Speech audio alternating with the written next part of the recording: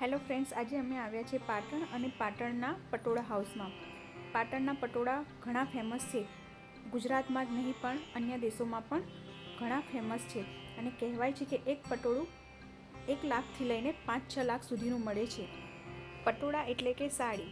અને તમે પેલું ગીત તો સાંભળ્યું જ હશે, છેલ્લા જીરે મારી હાથું પાટણથી પટોળા મોંઘા લાવજો. તો આજે હું તમને પાટણનું પટોળું કેવી રીતે બને છે અને તે કેમ આટલું મોંઘું હશે તે વિશે જણાવીશ. પાટણથી 2 કિલોમીટરના અંતરે રાણીની વાવ પાસે જ આ જગ્યા આવેલી છે. અમે પહેલાં અહીંયા આવ્યા છે, રાણીની વાવ પછી જોઈશું, તેનો પણ વિડીયો હું અપલોડ કરી દઈશ. અને આ એક જ એવી સાડી છે કે જેના માટે ગીત લખાયેલું છે. એ ગીત તમે સાંભળ્યું જ હશે. એમાં મોંઘા શબ્દનો ઉપયોગ કર્યો છે કેમ કે એક પટોળું બનતા એમને 5 થી 6 મહિનાનો સમય લાગે છે.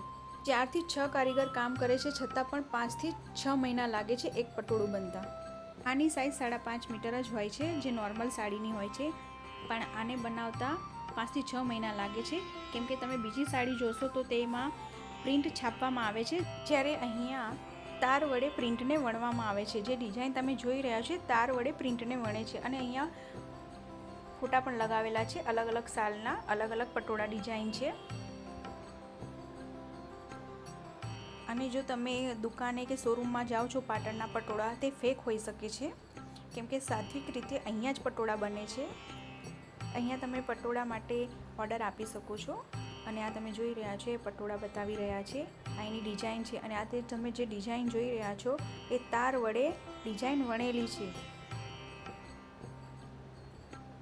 આ પાટણના પટોળા અહીંયા નહીં પણ વિદેશમાં પણ એટલા માટે ફેવરાઇટ છે કેમ કે આ પટોળા બનાવવા માટે વિદેશીઓ પણ ઘણો પ્રયત્ન કર્યો, પણ તે આજ સુધી આ રીતના પટોળા બનાવી શક્યા નહીં અને નિષ્ફળ રહ્યા છે. તો પ્રથમ આ રીતે પટોળા વણવાની પદ્ધતિ. દક્ષિણ મહારાષ્ટ્રમાં એક નાનું ગામ આવેલું છે જાલના તરીકે. ત્યાં કોઈ પણ મશીન વગર આ રીતે પટોળા વણવાની શરૂઆત થયેલી.